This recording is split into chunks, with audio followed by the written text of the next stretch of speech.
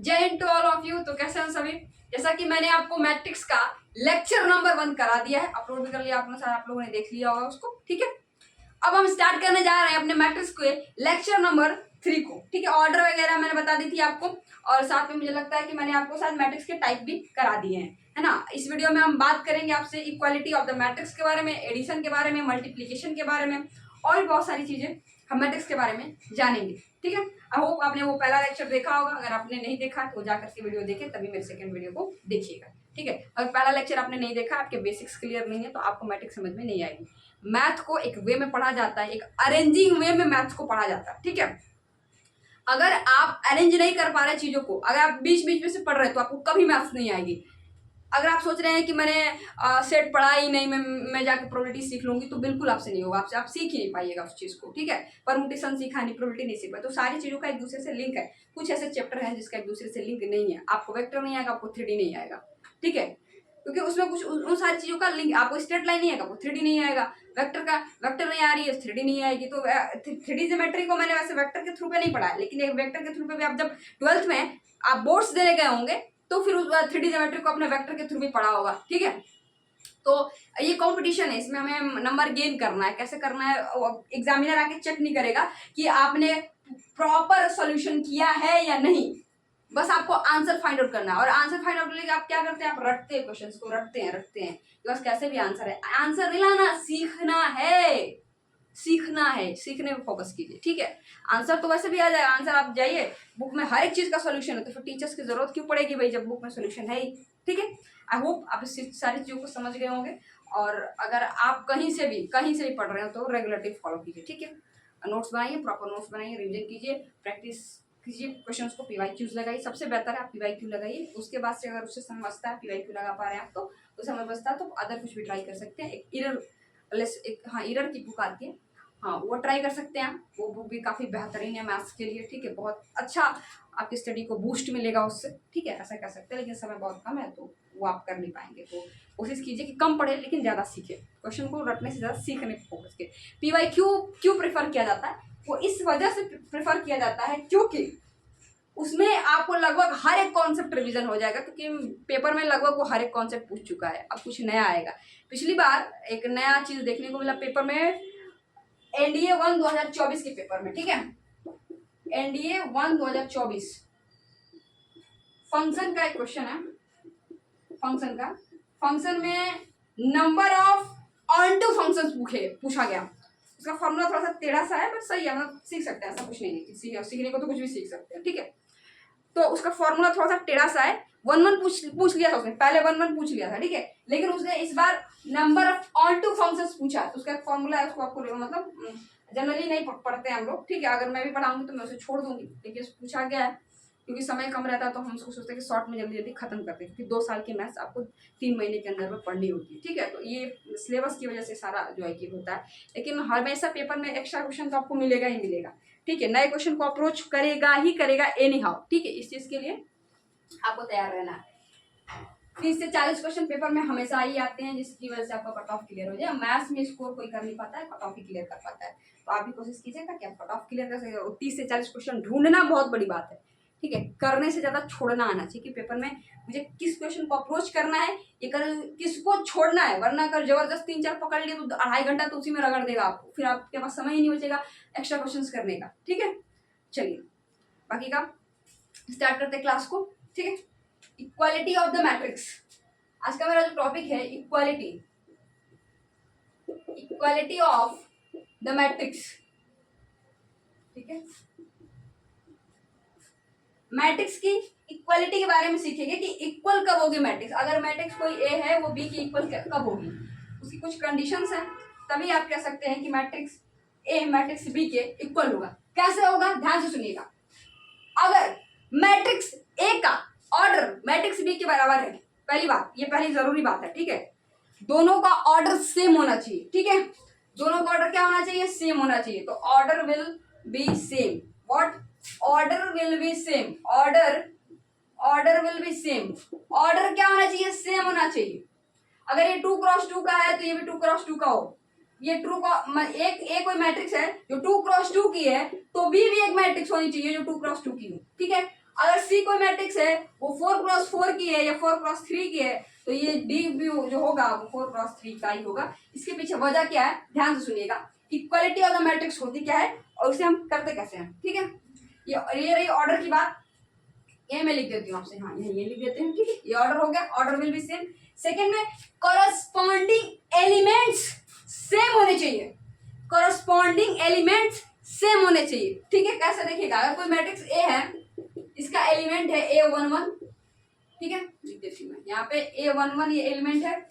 यहाँ कोई ए है जिसका पहला रो दूसरा कॉलम, दूसरा रो पहला कॉलम, और इसमें है दूसरा रो दूसरा कॉलम, ठीक है। ये एक मैट्रिक्स है हमारी, ये मैट्रिक्स ए है और ये मैट्रिक्स बी है, ठीक है।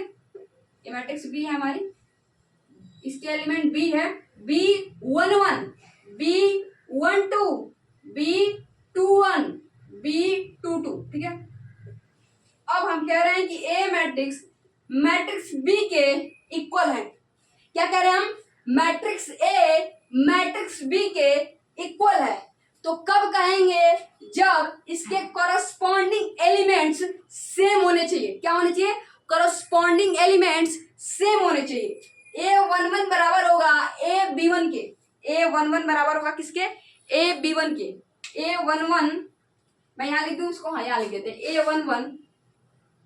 अगर हम कह रहे हैं कि A बराबर B, A matrix matrix B के क्या है, बराबर है, देन क्या होना चाहिए, A11 बराबर B11, A12 बराबर B12, A21 बराबर B21, A22 बराबर B22, ठीक है।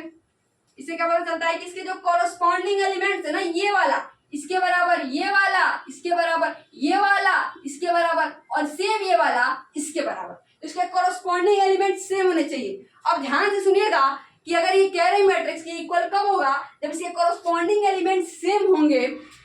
तो अगर इस मैट्रिक्स का ऑर्डर सेम नहीं हुआ, ये मैट्रिक्स का ऑर्डर सेम नहीं हुआ, तो कॉरस्पॉन्डिंग एलिमेंट सेम कैसे होंगे। दिमाग लगाइए इस चीज का कि अगर मैंने बोला कि इसके कॉरस्पॉन्डिंग एलिमेंट सेम होने चाहिए तो ऑर्डर तो पहले सेम हो, एलिमेंट्स बराबर तो हो पहले। अगर ये 3x3 की मैट्रिक्स है और ये 1x1 की मैट्रिक्स हो जाए तो इसमें तो 6 एलिमेंट हो गए, इसमें एक एलिमेंट है। कल मैंने आपको सिखाया था कि नंबर ऑफ एलिमेंट्स कैसे काउंट करते हैं। किसी मैट्रिक्स का ऑर्डर n क्रॉस m है तो नंबर ऑफ एलिमेंट्स क्या हो जाएंगे, number of elements n into m। अगर n क्रॉस n की मैट्रिक्स है तो बताइए, n क्रॉस n की मैट्रिक्स है तो नंबर ऑफ एलिमेंट कितना हो जाएगा, n स्क्वायर। कल मैंने आपको कराया था, डायगोनल एलिमेंट्स भी बताए थे, above the diagonal elements, below the diagonal elements बताए होंगे, नॉन डायगोनल एलिमेंट्स भी मैंने आपको बताए थे, और नंबर ऑफ एलिमेंट्स भी किसी मैट्रिक्स में कितने होते हैं वो भी मैंने आपको बताया। दिमाग लगाइए कैसे। तो अगर इसमें 6 एलिमेंट है, इसमें एक एलिमेंट्स ही बराबर नहीं, तो कॉरस्पॉन्डिंग कैसे देखेंगे हम। तो पहले मैट्रिक्स का ऑर्डर सेम होना चाहिए, तो एक कंपलसरी हो जाएगा। अगर उसके कॉरस्पॉन्डिंग एलिमेंट सेम है तो ये सेम है कि ऑर्डर भी सेम ही होगा, तभी तो कॉरस्पॉन्डिंग एलिमेंट सेम आ रहे हैं, ठीक है। चलिए, I hope equality of matrix को आप अच्छी तरीके से समझ गए होंगे, ठीक है। चलिए आगे बढ़ते हैं। आगे में मैं एक इस पे क्वेश्चन करा देती हूँ, ठीक है, ताकि थोड़ा सा बेहतर तरीके से क्वेश्चन करा के समझ जा सके, ठीक है। चलिए बैठा लेते हैं इस चीज को।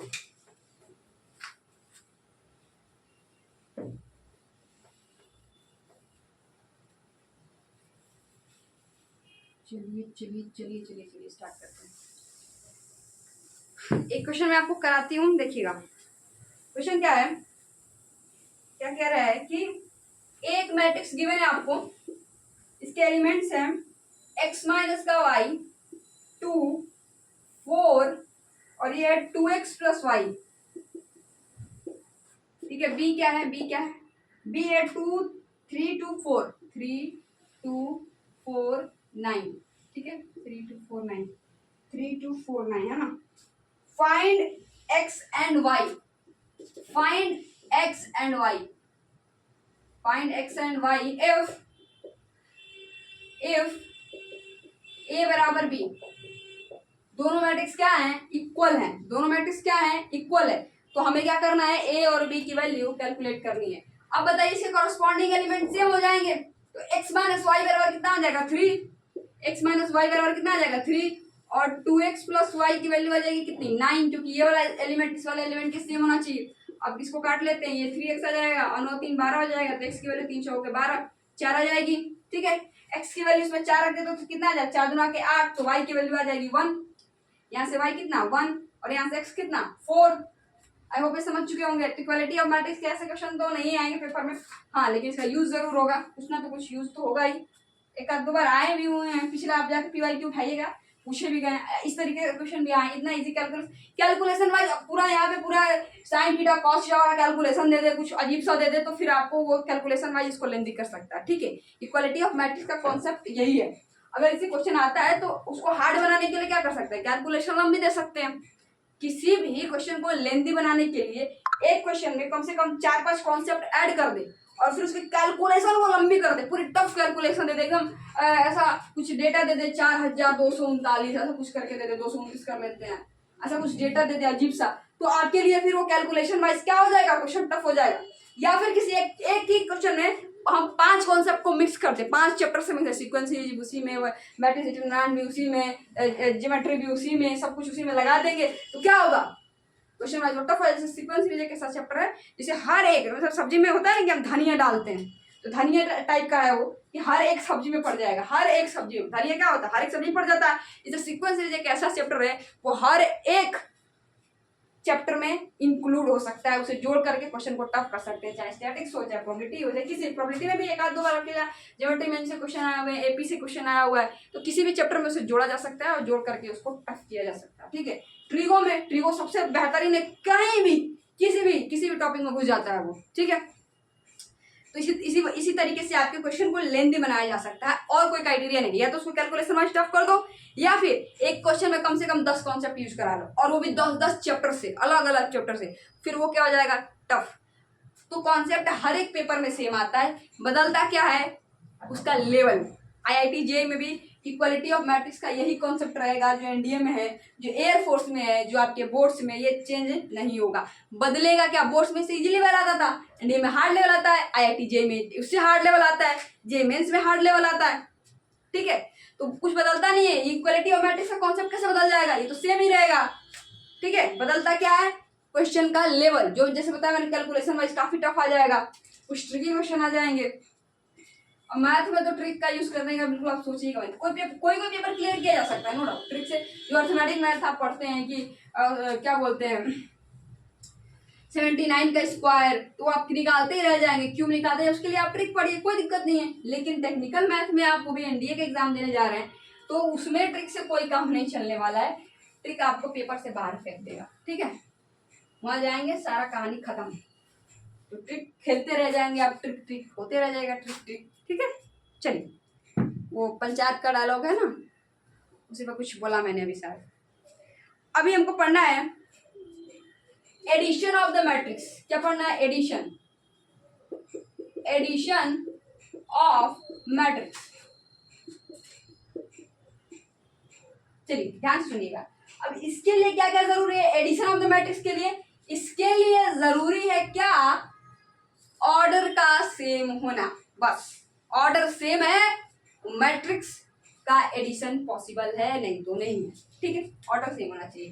तो ऑर्डर, अगर कोई मैट्रिक्स ए है, वो कह रहा है कि ए है, उसको मुझे बी में जोड़ना है, ठीक है, तो पॉसिबल कब होगा, जब वो दोनों मैट्रिक्स के ऑर्डर सेम होंगे। ठीक है, तो ध्यान से सुनिएगा, ऑर्डर ऑफ मैट्रिक्स ए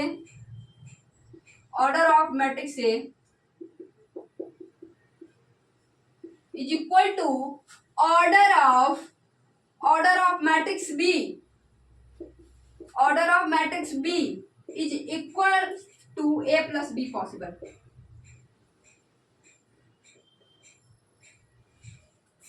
अगर मैट्रिक्स ए का ऑर्डर मैट्रिक्स बी के ऑर्डर के बराबर है तभी ए प्लस बी पॉसिबल होगा, नहीं तो पॉसिबल नहीं होगा। ठीक है, अब कैसे एडिशन होता कैसे पहले वो समझेंगे, फिर ये जो बात मैंने लिखी कि ऑर्डर सेम होना क्यों जरूरी है वो आपको बहुत अच्छी तरीके से समझ में आएगी। ध्यान सुनिएगा कैसे। ए कोई मैट्रिक्स है, ठीक है, इसमें 1 2 3 4 ऐसे एलिमेंट्स हैं। बी कोई मैट्रिक्स है जिसमें 0 2 9 1 एलिमेंट है, ठीक है, ऐसा करके है। अब इन दोनों को मुझे जोड़ना है, ए प्लस बी करना है। ठीक है, तो ऑर्डर से मैं ये भी 2 क्रॉस 2 की है और ये भी 2 क्रॉस 2 की है, तो ऑर्डर तो आपका सेम हो गया। ठीक है, अब इसको जोड़ते हैं, ए प्लस बी कर लेते हैं, ए प्लस बी कर लेते हैं, इसके कॉरस्पॉन्डिंग एलिमेंट जुड़ते हैं। देखिएगा 1 का 0 का तो 1 प्लस 0 कितना हो जाएगा 1, 2 का 2 के साथ तो कितना हो जाएगा 4, 3 का 9 के साथ तो 12, 4 का 1 के साथ तो 5, 1 4 12 5, ये क्या हो जाएगा A plus B, addition of the matrix. What? Addition of the matrix. तो इसके लिए ऑर्डर का सेम होना बहुत ज्यादा जरूरी है, ऑर्डर का सेम होना बहुत ज्यादा जरूरी है, क्योंकि अगर ऑर्डर ही सेम नहीं रहेगा तो उसके कॉरस्पॉन्डिंग एलिमेंट्स आप कैसे जोड़ेंगे? जैसे पिछले वाले मैट्रिक्स में मैंने बताया, ऑर्डर ही सेम नहीं है, उसके कॉरस्पॉन्डिंग एलिमेंट, ये 2 का 2 में कैसे जुड़ा हुआ है, ये 9 का 3 में हो रहा है, ये 3 का 1 में हो रहा है, एलिमेंट इसे ऑर्डर सेम नहीं है, एलिमेंट सेम नहीं है। तो जब एलिमेंट सेम नहीं है, जब ऑर्डर सेम नहीं है तो एलिमेंट्स भी सेम नहीं होंगे, एलिमेंट सेम नहीं तो जुड़ेगा कैसे ये? ठीक है, जब ऑर्डर ही सेम नहीं है तो एलिमेंट सेम नहीं होंगे, एलिमेंट सेम नहीं होते तो जुड़ेगा ही नहीं। ठीक है, चलिए ए प्लस बी मैंने आपको करा दिया। अब ध्यान सुनिएगा, एक और बात, एक बहुत इंपॉर्टेंट बात जो उसके बारे में मुझे बतानी है। एक क्वेश्चन में मतलब कॉन्सेप्ट वाइज आपको कराती हूँ, उसमें आप बताइएगा कौन सी मैट्रिक्स पॉसिबल है और कौन सी मैट्रिक्स पॉसिबल नहीं है। ठीक है, चलिए काम करते हैं, हम पॉसिबिलिटी से इसकी चेक करते हैं। ठीक है, अगर कोई मैट्रिक्स ए है, ठीक है, मैट्रिक्स ए है जिसका ऑर्डर है 2 क्रॉस 2, मैट्रिक्स बी है जिसका ऑर्डर है 2, इसका ऑर्डर मैं 2 क्रॉस 2 है, ठीक है, 2 क्रॉस 3 ले लेते हैं। मैट्रिक्स सी है, इसका ऑर्डर है 2 क्रॉस 2, और मैट्रिक्स डी है, इसका ऑर्डर है 4 क्रॉस 3। ठीक है, अब बताइए ए प्लस सी पॉसिबल है? बिल्कुल पॉसिबल है, ए प्लस सी पॉसिबल है। ठीक है, ए क्रॉस सी पॉसिबल है, बी ए क्रॉस कह रहे हैं, बी प्लस डी जो है नॉट पॉसिबल, नॉट पॉसिबल। ठीक है, B plus D not possible. फिर सी प्लस डी करके देख लीजिए, सी प्लस डी, ये भी नॉट पॉसिबल, ये भी नॉट पॉसिबल, क्योंकि इसके ऑर्डर सेम ही नहीं है, इसके ऑर्डर सेम नहीं है। बी ए और सी का ऑर्डर सेम था तो ये दोनों पॉसिबल है, इसके ऑर्डर सेम ही नहीं है तो ये पॉसिबल नहीं होगा। ठीक है, आई होप एडिशन का कॉन्सेप्ट आप समझ चुके होंगे और कैसे ऐड करते हैं वो मैंने आपको करा दिया है। ठीक है, चलिए स्टार्ट करते हैं। अब इसके बाद से हम समझेंगे एडिटिव, एडिटिव प्रॉपर्टीज समझ लेते हैं मैट्रिक्स की क्या क्या होती है। ठीक है, चलिए additive properties of the matrix.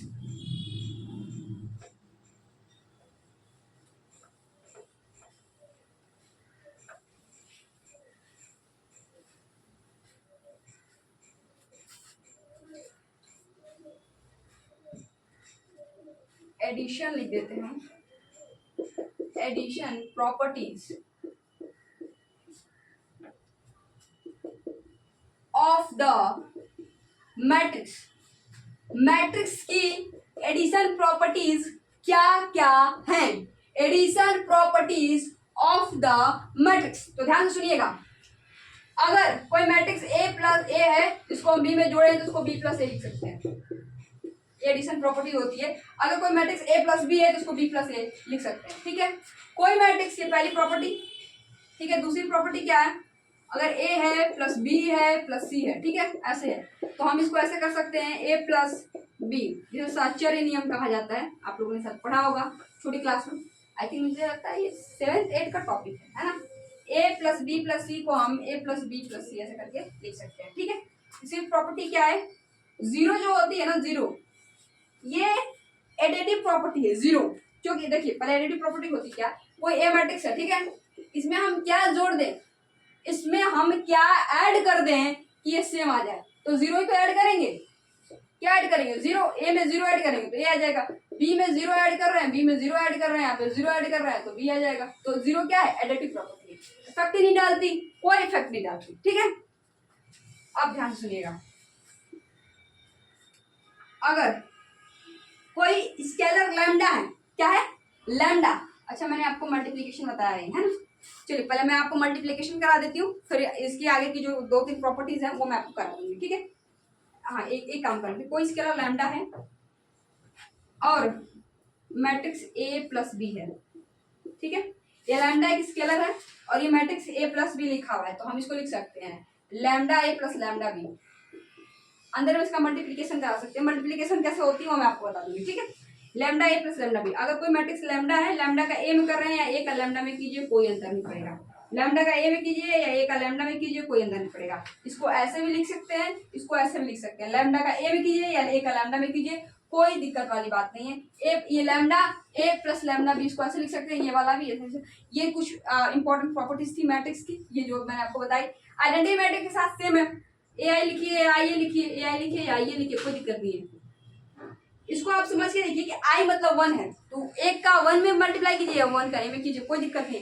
जब मैं आपको इसका एडिशन भी समझा दूंगी। मैंने आपको आइडेंटिटी मैट्रिक्स के बारे में बताया है। आइडेंटिटी मैट्रिक्स क्या होती है कि जिसके डायगोनल के एलिमेंट क्या हो, 1 1 हो, और बाकी सब नॉन डायगोनल एलिमेंट्स क्या हो, 0 हो। आइडेंटिटी मैट्रिक्स वही होती है जिसके डायगोनल के एलिमेंट क्या आ जाए, 1 1, और जो नॉन डायगोनल एलिमेंट्स है क्या है, नॉन डायगोनल एलिमेंट्स, वो क्या हो, 0 0। स्केलर मैट्रिक्स भी मैंने आपको समझाया है, कभी कभी स्केलर मैट्रिक्स को लेकर के और ये आइडेंटिटी मैट्रिक्स को लेकर के क्वेश्चन पूछा जा सकता है। इसी बार का एयरफोर्स का एक जो पेपर हुआ है, एयरफोर्स का नहीं, नेवी का हुआ है ना, रिसेंटली नेवी का पेपर था, हाँ नेवी का पेपर था। तो उस पेपर में आइडेंटिटी मैट्रिक्स से और इस वाली क्या बोलते हैं, आइडेंटिटी मैट्रिक्स से और कौन सी मैट्रिक्स है, हाँ स्केलर, आइडेंटिटी मैट्रिक्स से और स्केलर मैट्रिक्स से क्वेश्चन पूछा गया। एक ऐसे दिया हुआ था, क्या था, कौन सा, किसी का मैंने पेपर में देखा ही था, उसको किसी ने मुझे भेजा था, यहाँ पे लिखा था K00K, ऐसा कुछ बड़ा सा कुछ था, मैं अभी छोटा में करके बता रही कौन सी है। तो उसने बोला था डायगोनल है, आइडेंटिटी है, या फिर डायगोनल है, आइडेंटिटी है, या फिर स्केलर है, कौन सी मैट्रिक्स है। नॉन ऑफ दीज भी था चौथा ऑप्शन। तो आप बताइए कौन सा, ये जो है, ये जो मैट्रिक्स है, ये मैट्रिक्स, ये कौन सी मैट्रिक्स है, डायगोनल है, आइडेंटिटी है, या फिर स्केलर है। तो सिंपल सी बात है, डायगोनल मैट्रिक्स तो है ही, ये डायगोनल मैट्रिक्स तो ये है ही, लेकिन हमको चारों ऑप्शन में से सबसे सुटेबल आंसर ऑप्शन को चेक करना है। डायगोनल तो है ही, तो मैंने आपको बताया था जो डायगोनल मैट्रिक्स होती है ना, डायगोनल जो डायगोनल मैट्रिक्स होती है वो दो तरीके की होती है, एक आइडेंटिटी होती है और स्केलर होती है, क्योंकि दोनों ही डायगोनल मैट्रिक्स हैं। आइडेंटिटी मैट्रिक्स भी एक डायगोनल मैट्रिक्स है और स्केलर मैट्रिक्स भी एक डायगोनल मैट्रिक्स है, ठीक है। तो ये जो क्वेश्चन आया हुआ था इस बार के नेवी के पेपर में, तो देखिए पहले तो मैंने आपको बताया कि डायगोनल मैट्रिक्स तो है, लेकिन इनमें से आपको सबसे सुटेबल आंसर को चेक करना है। तो ये आइडेंटिटी मैट्रिक्स होगा कि स्केलर मैट्रिक्स होगा, तो आइडेंटिटी तो होगा ही, क्योंकि आइडेंटिटी के जो डायगोनल एलिमेंट होते हैं वो 1 1 होते हैं, और स्केलर जो मैट्रिक्स है उसके जो डायगोनल एलिमेंट होंगे, ये के है, ये के है, सेम होते हैं। मैंने बोला के डाला पूरा के, 1 1 तो 1 1, 2 2 तो 2 2, 3 3 तो 3 3, डायगोनल के एलिमेंट्स क्या होंगे, सेम होने चाहिए। तो कौन सी मैट्रिक्स होगी, स्केलर मैट्रिक्स होगी, ठीक है। चलिए, तो ये रहा इस बार का पेपर, आगे वाले स्टार्ट करते हैं। आई होप आपके यहाँ बारिश पड़ रही हो, गर्मी काफी कम हो गई है कुछ दिनों से, क्योंकि बारिश का पूरा माहौल है, बाहर जब मर्जी तब बारिश हो जा रही है, सही है। गर्मी से हम लोग त्राहिमाम हो गए थे, लेकिन ज्यादा दिन तक ये बारिश का मजा हम ले नहीं पाएंगे, ये भी एक दुख की बात है। कि जिस तरीके से हम अपने क्लाइमेट को क्षति पहुंचा रहे हैं, उसे तकलीफ दे रहे हैं, वो भी हमें तकलीफ देगी। आप जिसको जो देंगे वो रिटर्न में जरूर मिलेगा। अगर ब्लेसिंग्स दे रहे हैं तो ब्लेसिंग मिलेगा, दुख दे रहे हैं तो दुख मिलेगा, हर्ट कर रहे हैं तो आपको भी हर्ट होगा, ठीक है। तो जो देंगे रिटर्न में जरूर। आप पढ़ाई कर रहे हैं तो रिटर्न में आपको सक्सेस मिलेगी, बहुत कुछ मिलेगा। पढ़ाई कभी व्यर्थ हो ही नहीं सकती, पहली बात है, सीधे समझिए, ठीक है। अब पढ़ते हैं मल्टीप्लीकेशन ऑफ मैट्रिक्स। सही लिखा ना मैंने, मल्टीप्लीकेशन सही आया हो, लग रहा सही हो, विलिंग से, मल्टीप्लीकेशन ऑफ मैट्रिक्स। अब मेन्यू पे ध्यान मत दीजिएगा, आप दीजिएगा कि इसको सीखने पे, कि कोई कॉन्सेप्ट तो गलत नहीं हो रहा। हाँ, तो मल्टीप्लीकेशन ऑफ मैट्रिक्स क्या है, इसका भी यही कहानी है, ऑर्डर सेम होने वाला कहानी नहीं है, लेकिन ऑर्डर से ही रिलेटेड कुछ कहानी है मल्टीप्लीकेशन ऑफ मैट्रिक्स की। देखिएगा, ध्यान से सुनिएगा क्या है। अगर ए कोई मैट्रिक्स है जिसका ऑर्डर है P क्रॉस Q, और बी कोई मैट्रिक्स है जिसका ऑर्डर है मान लीजिए R क्रॉस S, ठीक है। इन दोनों का मल्टीप्लीकेशन कब पॉसिबल होगा, ए का बी के साथ मल्टीप्लीकेशन कब पॉसिबल होगा, जब Q R के बराबर हो जाएगा, व्हेन Q बराबर R। तो इन दोनों का मल्टीप्लीकेशन पॉसिबल होगा, जब Q R के बराबर हो जाएगा तभी इन दोनों का मल्टीप्लीकेशन क्या होगा, पॉसिबल होगा, नहीं तो नहीं होगा, ठीक है। अगर अगर हम बी ए की बात करते हैं, B A, B R cross S है और ए जो है ए जो है वो है पी क्रॉस क्यू। अगर हम इसकी बात करते हैं, अगर बी ए कब पॉसिबल होगा, जब पी एस के बराबर हो जाएगा। कम पी बराबर एस हो जाएगा, पी बराबर एस हो जाएगा, यानी ये वाला जो दिख रहा है ना, ये दोनों सेम होने चाहिए, ये वाला सेम होना चाहिए, ठीक है। और फिर जब ए बी की जो ऑर्डर आएगी ना, ये दोनों तो सेम हो जाएगा, तो फिर जो ए बी का ऑर्डर आएगा ना वो क्या आएगा। इस पे जबरदस्त क्वेश्चन आपके पेपर में पूछा गया है, बहुत बहुत इंपॉर्टेंट टॉपिक, ठीक है। क्यू और एस तो सेम हो गया, ये आ जाएगा पी क्रॉस क्यू। हर बार पेपर में पूछा जाता है, हर बार। अब सोचिए इतना इजी क्वेश्चन आता ही नहीं, आता है भाई, आता है। 120 में 120 हार्ड नहीं होते हैं, कुछ इजी भी होते हैं, 40-50 इजी होते हैं, आपको करने के लिए होते हैं वो, ठीक है। ये पूछा गया है हर बार। आप जाके पीवाईक्यू उठा के देखिएगा, 2024 में भी ये क्वेश्चन आया हुआ है, 2023 में भी, दोनों में आया, फर्स्ट सेकंड दोनों में आया हुआ है, ठीक है। जाके पेपर उठा के देखिएगा, ठीक है। एबी जो है, एबी का ऑर्डर क्या हो जाएगा, पी क्रॉस एस। सिमिलरली यहाँ एस जो है कि पी के बराबर हो जाएगा, तो जो बी ए का ऑर्डर होगा, जो बी ए का ऑर्डर होगा वो क्या हो जाएगा, S cross Q, sorry R cross Q, sorry R cross Q, ठीक है। ये क्या हो जाएगा, आर क्रॉस क्यू, और ये आ जाएगा पी क्रॉस एस। ये ए बी का ऑर्डर हो गया और ये ऑर्डर हो गया किसका, बी ए का, ठीक है। I hope you understand. Multiplication आपको बहुत अच्छी तरीके से समझ में आया होगा, ठीक है। इस पे क्वेश्चन कर लेते हैं, चलिए एक क्वेश्चन मैं आपको कराती हूँ मल्टीप्लिकेशन पे, करा दूं आपको, मैं सिखा देती हूँ मल्टीप्लिकेशन होती कैसे है, ठीक है। या फिर रहने देते हैं, इसे अगले लेक्चर में सीख लेंगे, ठीक है। चलिए कुछ बातें मैं आपको मल्टीप्लिकेशन से रिलेटेड बता देती हूँ, ठीक है। मल्टीप्लिकेशन का, हाँ एक क्वेश्चन है, चलिए ध्यान से देखिएगा। एक क्वेश्चन मैंने ढूंढ लिया है, थोड़ा सा जो कंटेंट मैंने बना के रखा है आप लोगों के लिए, उसे ढूंढना, उसमें एक क्वेश्चन ढूंढना मुश्किल हो जाता है, क्योंकि मुझे क्वेश्चन याद नहीं रहता है ना। बनाने को मैं बना दूँ, थोड़ा डेटा वोटा गड़बड़ हो जाएगा, और वो पहले से मैंने डिजाइन करके रखा हुआ है आप लोगों के लिए, ठीक है। तो उसे मैं ढूंढ के आप लोगों को करा देती हूँ, एक क्वेश्चन करा देते हैं, या फिर रहने देते हैं, स्केलर वाला कर लेते हैं, स्केलर ऑफ द मैट्रिक्स। अगर कोई मैट्रिक्स ए है, बी है, सी है, डी है, एक मैट्रिक्स है ए। अगर इसमें हम के से मल्टीप्लाई करते हैं, तो जो के होगा ना, के, ये सारे के सारे एलिमेंट्स में जाकर के मल्टीप्लाई हो जाएगा। ये जो के है ना, वो इसमें भी मल्टीप्लाई होगा, इसमें भी और इसमें भी, ठीक है। तो कैसे, ये हो जाएगा के, ये क्या आ जाएगा, के बी, ये जाएगा के सी, और ये जाएगा के डी, ठीक है। के बी, के सी, के डी। अगर के का ए में मल्टीप्लाई करते हैं तो, और के बराबर, आपको पता मैंने बताया था एक के बराबर हो गई, ये तो दोनों आप लिख ही सकते हैं। लैम्डा मैंने यहाँ पे के ले लिया, तो ये क्या है, के बराबर के बी, के सी, के डी, ठीक है। अगर किसी स्केलर से आप किसी मैट्रिक्स में मल्टीप्लाई करते हैं तो सारे एलिमेंट्स में जाकर के क्या हो जाएगा, मल्टीप्लाई हो जाएगा, ठीक है। अगर ए का बी में आप मल्टीप्लाई कर रहे हैं तो ये does not equal to B A B A के बराबर नहीं होगा, ध्यान से समझ लीजिएगा, ए बी ए के बराबर नहीं होगा, ठीक है। जनरली इसमें नहीं होता, लेकिन इसके ऑर्डर सेम है, 2 क्रॉस 2 की ये भी है, 2 क्रॉस 2 की ये भी है, तो फिर ये बी ए के बराबर हो जाएगा, ठीक है, कोई दिक्कत नहीं है। अगर ऑर्डर सेम हो जाए, क्या हो जाएगा, ऑर्डर सेम हो जाए, ऑर्डर सेम, ठीक है। जैसे कि ए का जो ऑर्डर है वो 2 क्रॉस 2 है, और बी का भी ऑर्डर क्या आ जाएगा, 2 क्रॉस 2 आ जाएगा, बी का ऑर्डर भी क्या आ जाएगा, 2 क्रॉस 2 आ जाएगा, तो क्या हो जाएगा, ए बी जो है बराबर हो जाएगा बी ए के, कोई दिक्कत नहीं, कोई दिक्कत नहीं है, नहीं गड़बड़ हो जाएगा, गड़बड़ हो जाएगा, क्योंकि मल्टीप्लिकेशन मैंने आपको समझाया नहीं है, तो ये पॉसिबल नहीं है, मैंने थोड़ा सा गलत लिख दिया, ये गड़बड़ हो जाएगा, ठीक है। ये सही है, ए बी बी ए के बराबर नहीं होगा, ठीक है। इक्वल मैट्रिक्स में भी नहीं हो सकती, क्योंकि जो मल्टीप्लिकेशन का तरीका है दोनों का डिफरेंट है, ठीक है। चलिए आज के लेक्चर में बस इतना ही, मिलेंगे आपसे नेक्स्ट लेक्चर में। तब तक आप बहुत अच्छी तरीके से पढ़ाई कीजिए, किसी भी टीचर से पढ़ रहे हो आप बिल्कुल रेगुलरिटी कीजिए, और साथ साथ में नोट्स बनाइए, ठीक है। नोट्स बना के प्रॉपर उन सारे नोट्स का क्या कीजिए, रिविजन कीजिए, और लिंक करके मैथ्स को पढ़िए, तब आपको मैथ्स को अच्छी तरीके से किसी भी टीचर से पढ़िए। तो कहते हैं ना कि कल और आएंगे खिलती कलियों से नगमे चुनने वाले, हमसे बेहतर कहने वाले, तुमसे बेहतर सुनने वाले। अगर इस बार आपका सिलेक्शन नहीं हुआ, यानी कि अभी जो सितंबर पेपर होने वाला है उसमें आपका सिलेक्शन नहीं हुआ, तो अगला अटेम्प्ट तो है ही, उसमें जाकर के पेपर दे देंगे तो नहीं दे पाइएगा, क्योंकि उसमें कुछ नए लोग ऐड हो जाएंगे। इसलिए कहा कि कल और आएंगे खिलती कलियों से नगमे चुनने वाले, हमसे बेहतर कहने वाले, तुमसे बेहतर सुनने वाले, ठीक है। चलिए मिलते हैं आपसे नेक्स्ट वीडियो में, तब तक के लिए जय हिंद एंड टेक केयर।